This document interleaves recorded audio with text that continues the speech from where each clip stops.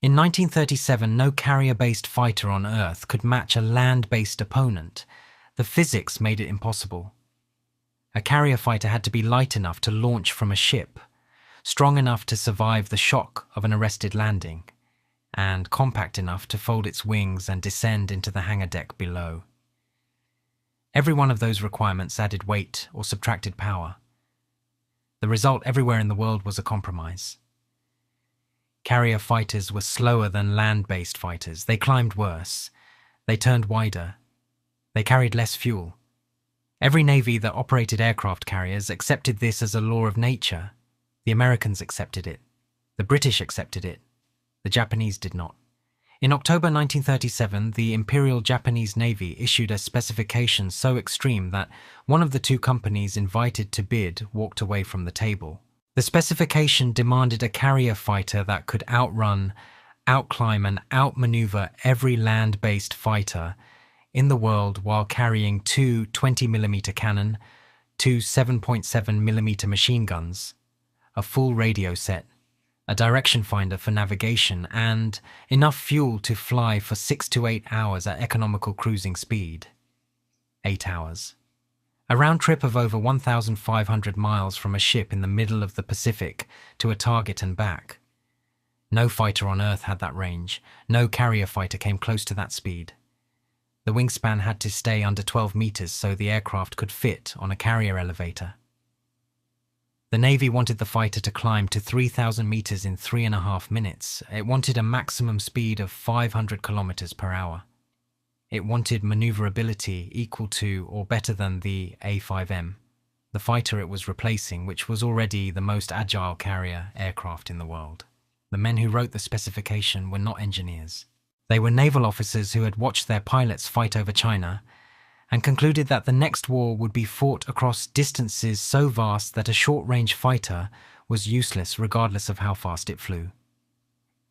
They wanted a machine that violated the known limits of aircraft design.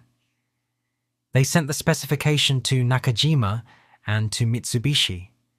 Nakajima's engineers studied the numbers, concluded they were physically impossible, and withdrew from the competition in January 1938. At Mitsubishi, one engineer looked at the same numbers and saw a way through. His name was Jiro Horikoshi. He was 34 years old. The company he worked for was not a small workshop. Mitsubishi was an empire. Yataro Iwasaki, a former samurai from Tosa province, had founded it in 1870 as a shipping company. He had leveraged government contracts, strategic ruthlessness, and the chaos of the Meiji Restoration to build a conglomerate that touched every sector of the Japanese economy. By the 1930s, the Mitsubishi Zaibatsu was one of the 4 largest industrial groups in Japan, alongside Mitsui, Sumitomo, and Yasuda. It built ships, it mined coal, it manufactured steel, glass, paper, and electrical equipment. It ran banks, insurance companies, and trading houses. It owned real estate across Tokyo, and it built airplanes. In 1920, Mitsubishi had established the Mitsubishi Internal Combustion Engine Company to manufacture aircraft engines. That company became Mitsubishi Aircraft in 1928. In 1934, Mitsubishi Aircraft merged with Mitsubishi Shipbuilding to form Mitsubishi Heavy Industries, which by the late 1930s was the largest private company in Japan. Its aircraft division operated out of the Nagoya Works, a sprawling manufacturing complex in central Honshu. The Nagoya plant built bombers for the Navy and fighters for the Army. It employed thousands of engineers and assemblers. The infrastructure was vast, the engineering talent was deep. The resources were real, but no amount of infrastructure could change the physics. The specification the Navy had written demanded a machine that should not have been possible.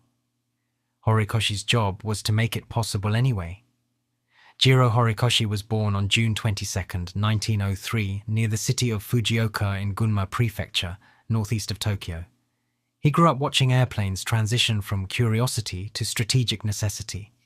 By the time he reached university, the future of national power was being written in the sky. He enrolled at the University of Tokyo and graduated in 1927 from the newly established Aviation Laboratory within the engineering department, one of the first cohorts trained specifically for aircraft design. He joined Mitsubishi immediately and began his career at the Nagoya Works. His first project was the 1MF-10, an experimental carrier fighter that never passed the prototype stage. It flew. It did not fly well. The landing gear was weak, the handling was poor, the project failed. But Horikoshi learned from the failure the way all serious engineers learn from failure. Not as a setback, but as data. The lessons fed directly into his next design.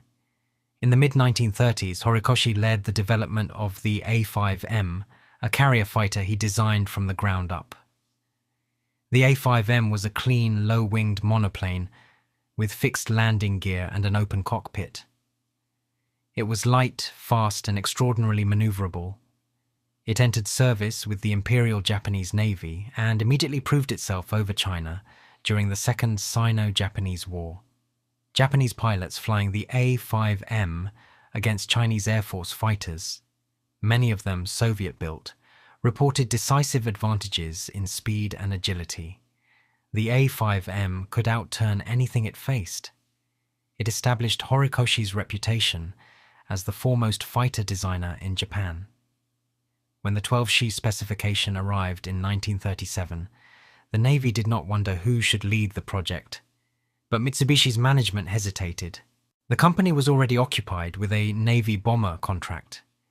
The executives considered rejecting the fighter specification entirely. They had the A6M in production. They had bomber orders to fill. Taking on an impossible specification for a fighter that might never work was a risk the business side was not eager to accept. Horikoshi pressed hard. He argued that his team could meet the performance demands if they were allowed to pursue an extreme weight reduction strategy. He argued that the fighter contract was more important than the bomber. The Navy agreed. The bomber project was shelved. Horikoshi was given the design team and the resources. His engineers went to work in the Nagoya plant. The project that Nakajima had declared impossible was now the responsibility of one man and his team. The central problem was weight. Every requirement in the specification demanded performance that only a lighter aircraft could deliver. More range meant more fuel, which added weight. More armament meant heavier guns and ammunition, which added weight. The heavier the aircraft became, the more powerful the engine needed to be, and more powerful engines were heavier. The spiral was vicious and self-reinforcing. The only way to break it was to remove weight from every other part of the airplane, with a discipline that bordered on obsession. Horikoshi understood this immediately. He also understood the price. He made a decision that would define both the triumph and the tragedy of the machine he was about to create. He stripped the aircraft of protective armor. No steel plate behind the pilot's seat. No protection around the fuel tanks. No self-sealing bladders to close bullet holes and prevent fuel leaks. Every Western fighter under development in the late 1930s was adding these survivability features. The Americans were adding them, the British were adding them, the Germans were adding them. Horikoshi removed them before they were ever installed. The reasoning was precise. Japanese aero engines in the late 1930s produced 20 to 30% less power than their American and European equivalents. Horikoshi himself acknowledged this gap. The only way to match or exceed Western fighter performance with an inferior engine was to build an airframe so light that the engine's disadvantage became irrelevant. He used a new aluminum alloy called extra super duralumin, designated T7178. It was stronger than standard aircraft aluminum, which allowed thinner structural members which saved weight at every joint, rib and spar throughout the airframe. The wings were built using a single continuous spar design, with integral fuel tanks built into the wing structure. The fuselage was assembled in two major sections joined by a ring of 80 bolts. Engine, cockpit and wing formed one rigid unit. The tail section formed the other. Two pieces. The construction method was revolutionary. It simplified manufacturing and saved weight simultaneously. The result was an aircraft with an empty weight of approximately 3,704 pounds. The Grumman F-4F Wildcat, the American carrier fighter it would face in combat, weighed 5,758 pounds empty. The Zero was nearly a ton lighter than its primary adversary.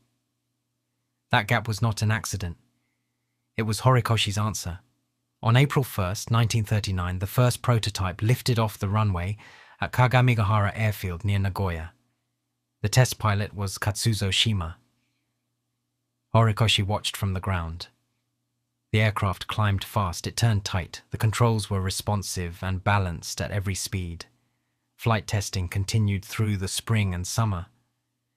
A second prototype was built with the more powerful Nakajima Sakai 12 engine, a 14-cylinder radial producing 940 horsepower. The performance numbers with the new engine were extraordinary. Maximum speed reached 331 miles per hour at 15,000 feet. The aircraft could climb to 9,800 feet in 3 minutes and 30 seconds, meeting the Navy's most demanding requirement almost exactly. Its range with an external drop tank exceeded 1,600 miles. No carrier-based fighter anywhere in the world approached those numbers. No land-based fighter matched the combination of range, speed, and agility. The Navy accepted the aircraft for service in July 1940, the Japanese year 2600. The last 2 digits of that year gave the fighter its official designation, Navy Type Zero Carrier Fighter. The pilots called it Ryzen. The world would call it the Zero. The Zero's combat debut was not at Pearl Harbor. It was over China, more than a year before the Pacific War began. In September 1940, 13 A6M Zeros based at Hankow escorted a formation of bombers on a mission to Chongqing. 27 Chinese Air Force fighters intercepted them, a mix of Soviet-built Polikarpov F-15 biplanes and I-16 monoplanes. The engagement lasted minutes. The Zeros destroyed every Chinese fighter in the air, all 27. They did not lose a single aircraft. The kill ratio was absolute. Reports of the engagement reached Western intelligence services. They were dismissed. American and British military analysts assumed the reports were exaggerated or fabricated. They assumed a carrier-based Japanese fighter could not possibly outperform land-based opposition from the Soviet Union. The assumptions were built on a foundation of racial prejudice and technological arrogance that had calcified into doctrine. Western analysts believed Japanese industry was fundamentally incapable of producing a world-class combat aircraft. Some believed Japanese pilots were physically inferior, hampered by poor eyesight. These beliefs were not grounded in evidence, they were grounded in contempt. Claire Chennault, the American advisor to the Chinese Air Force, who would later lead the Flying Tigers, sent specific and detailed warnings about the Zero's capabilities to Washington. The warnings were ignored. The contempt would cost thousands of lives. On December 7, 1941, Japan struck. The attack on Pearl Harbor was the opening move of a campaign that spanned the entire Western, Pacific, and Indian Oceans simultaneously. The strike force that hit Hawaii included 420 aircraft launched from 6 carriers. Among them were 126 A6M Zeros flying fighter escort and strafing missions. The Zeros swept the skies over Oahu. American fighters that managed to get airborne were outclassed and destroyed. On the same day, Japanese forces attacked the Philippines, Malaya, Wake Island, Guam, and Hong Kong. The Zero was present at every engagement. Over the Philippines, Zeros destroyed most of the United States Army Air Force's Far East Air Force, both on the ground and in the air. Over Malaya and the Dutch East Indies, they outfought everything the Allies could put up. Brewster Buffaloes, Curtiss P-40 Warhawks, Curtiss Hawk 75s, Hawker Hurricanes. In the skies over the Dutch East Indies alone, Zeros accounted for the destruction of roughly 550 Allied aircraft during the campaign. Over Burma, the same pattern repeated. Over Ceylon in April 1942, 36 Zeros engaged 60 British aircraft. and destroyed 27 of them while losing a single fighter. For the first 6 months of the Pacific War, the Zero achieved a kill ratio that military historians estimate at approximately 12-1. 12 Allied aircraft destroyed for every Zero lost. The fighter owned the sky from the central Pacific to the Indian Ocean. Allied pilots who survived encounters with the Zero reported the same thing. It was faster, it climbed faster, it turned tighter, it stayed in the air longer. Nothing in the Allied inventory could match it in a conventional dogfight. Japan's most skilled pilots exploited the Zero's capabilities with devastating effect. Saburo Sakai, who would become Japan's leading surviving ace of the Pacific War, with 64 credited aerial victories, flew the Zero throughout the campaign. He described the aircraft as an extension of his own body, a machine so responsive that the boundary between pilot and airplane dissolved in combat. The Zero's controls were light, its visibility excellent through the large greenhouse canopy, and its rate of roll at low speeds made it nearly impossible to track in a turning fight. The men who had dismissed the intelligence reports from China were now reading the same reports written over their own burning airfields.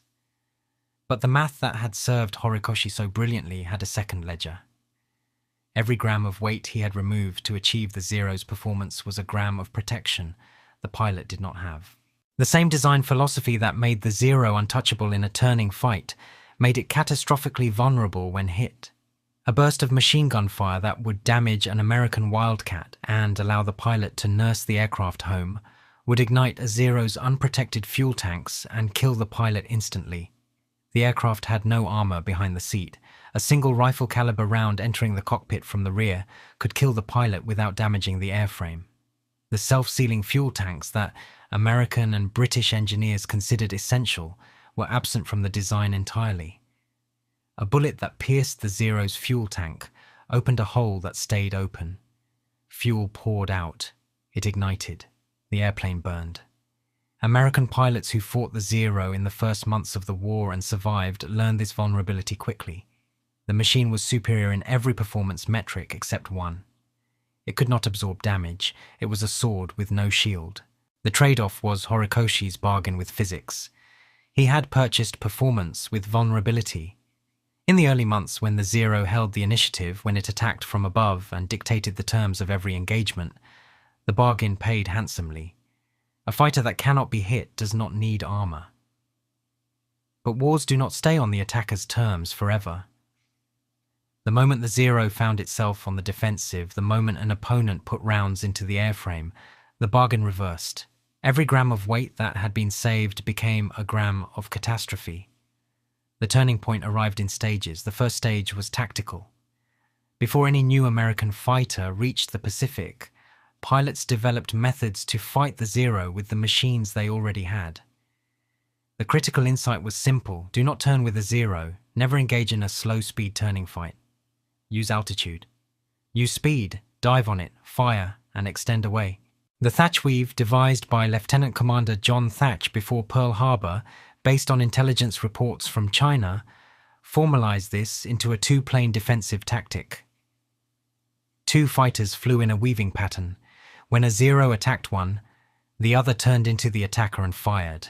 The tactic neutralized the Zero's turning advantage by refusing to play the Zero's game. At the Battle of Midway in June 1942, Thatch used the weave against Zeros for the first time in combat. It worked. The tactic spread through the fleet.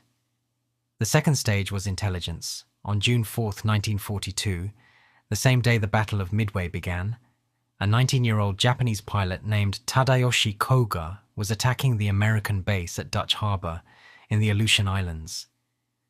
His Zero's oil line was severed by ground fire. He attempted an emergency landing on Akutan Island. The aircraft flipped on the soft, marshy ground. Koga was killed, but the airframe remained nearly intact. American forces recovered the aircraft a month later. They repaired it, they flew it. For the first time, American test pilots measured the Zero's exact performance envelope, its rate of climb at every altitude, its turning radius at every speed, its roll rate, its dive limits. The tests confirmed what combat pilots already suspected. The Zero was superior in low-speed turning and rate of climb. It was inferior in high-speed dives, in roll rate above 200 knots, and in structural integrity under negative G-loads. The diagnosis was precise, the prescription was clear. The third stage was industrial. The United States did what Horikoshi's Japan could not. It built entirely new fighters designed to exploit every weakness the captured Zero had revealed. The Grumman F-6F Hellcat entered service in mid-1943. It was heavier than the Zero. It was faster, it was armoured, it had self-sealing fuel tanks, it had an engine producing 2,000 horsepower, more than double the Zero's power. The Vought F-4 U Corsair entered the Pacific with similar advantages, even faster than the Hellcat. The Lockheed P-38 Lightning was already in theatre, devastating at altitude with twin engines and concentrated firepower. By mid-1943, the Zero was no longer the best fighter in the Pacific. It was not the second best. Every new American type outperformed it in the metrics that now determined survival: speed, dive performance, firepower, and the ability to absorb punishment and bring the pilot home alive. Horikoshi knew the Zero was being overtaken. He had begun work on successors. The J-2M Raiden, a land-based interceptor designed for speed and climb rate. The A6M Repu, intended to replace the Zero as a carrier fighter. Neither arrived in time. The J-2M was plagued by engine problems and produced in limited numbers. The A7M never entered production before the war ended. Japan's industrial base, battered by American strategic bombing and strangled by submarine blockades severing its supply of raw materials, oil and rubber, could not produce new designs at the speed the war demanded. Mitsubishi's Nagoya works was a priority target for B-29 raids. The factory complex that had built the Zero was being systematically destroyed from the air. By 1944, the Zero was obsolete. Japanese pilots knew it. Their commanders knew it. The aircraft that had dominated the Pacific in 1941 and 1942 was being slaughtered in every major engagement. At the Battle of the Philippine Sea in June 1944, American fighters and anti-aircraft fire destroyed approximately 550 Japanese aircraft in 2 days. American pilots called it the Great Marianas Turkey Shoot. The Zeros in that battle were slower, unarmoured, and flown by pilots with weeks of training where their predecessors had had years. Japan's experienced aviators, the men who had mastered the Zero over China and Pearl Harbor, and the Dutch East Indies, were dead. They had been killed at Midway, at Guadalcanal, at Rabaul, in the grinding air war over the Solomon Islands. The pilots who replaced them barely knew how to land on a carrier. The combination of an obsolete fighter and an undertrained pilot corps was fatal on a strategic scale. Beginning in October 1944 during the Battle of Leyte Gulf, the Japanese Navy began using Zeros as kamikaze aircraft. The fighter Horikoshi had designed to outperform every opponent in the sky was loaded with a 550-pound bomb and deliberately crashed into American ships. More Zeros were expended in kamikaze attacks than any other aircraft type during the final year of the war. The engineer who had built the most agile fighter in the world watched his creation used as a guided missile piloted by boys. Horikoshi was privately devastated. His diary entries, published decades later, reveal a man who believed Japan's war was futile and suicidal from its inception. He wrote that Japan was being driven to doom. He had designed the Zero because it was his job and because the engineering problem consumed him entirely. He had not designed it to be thrown away. He wrote in his diary that he and his colleagues had been convinced that the government would find a diplomatic resolution before the situation became catastrophic. Instead, bereft of any strong move to seek a way out, Japan was being driven to doom. The man who had built the instrument of Japan's greatest aerial victories was watching it consumed in the fires of Japan's greatest defeat. In total, Mitsubishi, Nakajima, and other subcontractors produced 10,939 Zeros between 1939 and 1945. It was the most produced Japanese aircraft of the entire war. The fighter that had shocked the world over China and swept the skies over Pearl Harbor ended its life as a weapon of desperation. On August 15, 1945, Japan surrendered. Tokyo, Osaka, Nagoya, Kobe, and Yokohama had been burned to rubble by incendiary bombing. Hiroshima and Nagasaki had been struck with atomic weapons. The population was starving. American occupation forces arrived and immediately began dismantling the industrial structures that had powered Japan's war machine. The Zaibatsu were the first target. In 1946, the Allied occupation government ordered the dissolution of the Mitsubishi Zaibatsu. Mitsubishi Heavy Industries, the largest private company in Japan, was broken into three entities: West Japan Heavy Industries, Central Japan Heavy Industries, and East Japan Heavy Industries. Aircraft production was forbidden entirely. The factories that had built the Zero were converted to civilian manufacturing. The engineers who had designed the most advanced carrier fighter in the world were now building scooters. A small motorized two-wheeler called the Silver Pigeon rolled off the same lines that had assembled fighters capable of crossing the Pacific Ocean. Bus production resumed. Three-wheeled cargo vehicles appeared. The workforce that had built 11,000 warplanes was making delivery trucks. Jiro Horikoshi stopped designing aircraft. Japan was prohibited from all aviation development under the terms of the occupation. The man who had designed the most capable carrier fighter in the history of naval aviation had nothing to design. He waited, but the prohibition did not last forever. The occupation ended in 1952. The ban on the Mitsubishi name was lifted. The three successor companies began reintegrating. In 1964, they formally reunited as Mitsubishi Heavy Industries. The company was whole again. During the years of separation, Central Japan Heavy Industries had developed automotive manufacturing capability. It assembled Willys Jeeps under license for the Japanese market. It built commercial trucks. The post-war Japanese economy was expanding at a pace that astonished the world. Roads were being built. Consumers who had never owned a car were buying there first. In 1960, Shin Mitsubishi released the Mitsubishi 500, a compact rear-engined sedan with a 493 cubic centimeter, two-cylinder engine, producing just 21 horsepower. It was small, light, and engineered with a precision that its modest specifications did not suggest. It was the first true passenger car from the company that had once built Zeros. The car weighed just 490 kilograms. The engineers who had spent their careers eliminating every unnecessary gram from fighter airframes applied the same discipline to automobile bodies. The 500 sold well in a domestic market hungry for affordable personal transportation. By 1970, the automobile division had grown large enough to operate on its own. On April 22, 1970, Mitsubishi Motors Corporation was formally spun off as an independent company. The engineering culture that had built carrier fighters was now building cars. The discipline of weight reduction, the obsession with structural efficiency, the institutional knowledge of engines and metallurgy and aerodynamics that Horikoshi and his generation had embedded in the Nagoya works transferred directly into automobile design. The factories that had produced airframes now produced car bodies. The engineers who had calculated stress loads on wing spars calculated stress loads on suspension arms. Mitsubishi Motors expanded rapidly through the 1970s and 1980s, building sedans, pickup trucks, and sport utility vehicles.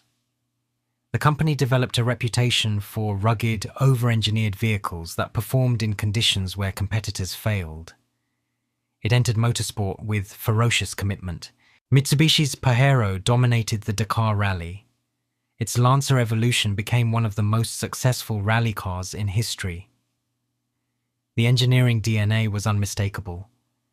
The same culture that had produced a fighter capable of flying 1,600 miles from a carrier, engaging in combat, and returning produced vehicles designed to cross deserts, climb mountains, and endure punishment that would destroy lesser machines. By the early 2000s, Mitsubishi Motors was selling vehicles in more than 160 countries. The company that had built the Zero was now the fourth largest automaker in Japan. Horikoshi lived to see all of it. After the occupation lifted, he participated in the design of the NAMCY-S11, a turboprop airliner built by a Japanese government consortium. It was the first Japanese-designed commercial aircraft since the war. More than 180 were built. Airlines across Asia and South America flew them. The project proved that Japanese aviation engineering had not been destroyed by the war and the occupation. It had only been interrupted. When the project ended, Horikoshi left Mitsubishi and devoted himself to teaching and writing. He lectured at universities across Japan. He wrote. In 1970, he published his memoir, a meticulous account of the Zero's development from the first specification to the last production model. It was translated into English in 1981 as Eagles of Mitsubishi, the story of the Zero fighter. The book revealed a man consumed by the engineering and tormented by its application. He had wanted to build the perfect airplane. He succeeded. The perfect airplane was used to wage a war he believed would destroy his country.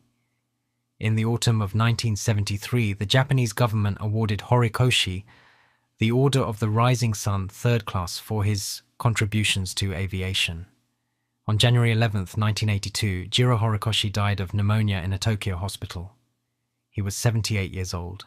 His obituary appeared in major newspapers around the world, including the Washington Post and the New York Times. He left behind 5 children. None of them became engineers. In 2013, the legendary Japanese filmmaker Hayao Miyazaki released The Wind Rises, a fictionalized animated film based loosely on Horikoshi's life. The film portrayed a dreamer consumed by the beauty of flight and haunted by the destruction his creations enabled. It was a portrait of the tension that defined Horikoshi's entire career. The man who loved airplanes. The man who hated the war they fought. Today, the Mitsubishi Group encompasses hundreds of companies spanning every major industry on Earth. Mitsubishi Heavy Industries builds gas turbines, rocket launch vehicles, naval destroyers, and air defense systems. Mitsubishi Motors produces automobiles sold on 6 continents. Mitsubishi Electric manufactures everything from industrial robots to satellite systems. Mitsubishi Corporation is one of the world's largest general trading companies. The 3-diamond logo appears on nuclear power plants and air conditioners, on cargo ships and sedan dashboards, on space launch vehicles and lithium-ion batteries. Mitsubishi Heavy Industries alone employs over 77,000 people and generates annual revenues exceeding 4.6 trillion yen. It manufactures the rockets that launch Japanese satellites into orbit. It builds the gas turbines that power cities across Asia. It constructs the naval vessels that patrol the seas Japan once tried to conquer. The engineering lineage from Horikoshi's design office to the modern aerospace division is direct and unbroken. The combined revenue of the Mitsubishi Group runs into hundreds of billions of dollars. The workforce exceeds 1 million people. The company that Yataro Iwasaki founded as a shipping venture with government contracts in 1870 survived imperial expansion, total war, atomic destruction, foreign occupation, corporate dismemberment by decree, and economic rebirth. It is still here. The Zero was not the best fighter of the Second World War. By 1943, it was not even the best fighter in the Pacific. Its design philosophy created a machine that was devastating when it held the initiative and catastrophically vulnerable when it lost it. The armor Horikoshi removed to save weight was the armor that would have kept his pilots alive when the war turned against them. The self-sealing tanks he never installed would have prevented thousands of cockpit fires. The Zero's genius and its tragedy were the same decision. It was an aircraft designed for a short war by a nation that could not survive a long one. The war was long. The design could not evolve fast enough to survive it. But Horikoshi's engineering was never the failure. The engineering was extraordinary. A carrier fighter with the range of a medium bomber, the agility of a racing plane, and an engine 20 to 30% less powerful than anything its enemies flew. That machine should not have existed. The specification that produced it was declared impossible by Nakajima, one of Japan's most capable manufacturers. Horikoshi built it anyway. He built it by asking one question of every component, every rivet, every structural member. Where can I remove weight? He kept asking until the machine weighed less than anything his opponents believed was achievable. The answer created a fighter that ruled the Pacific. And when the war consumed everything he had built, the same discipline, the same obsession with engineering excellence, built something else entirely. The factories survived, the engineers survived. The culture survived. The machines changed, the habit did not.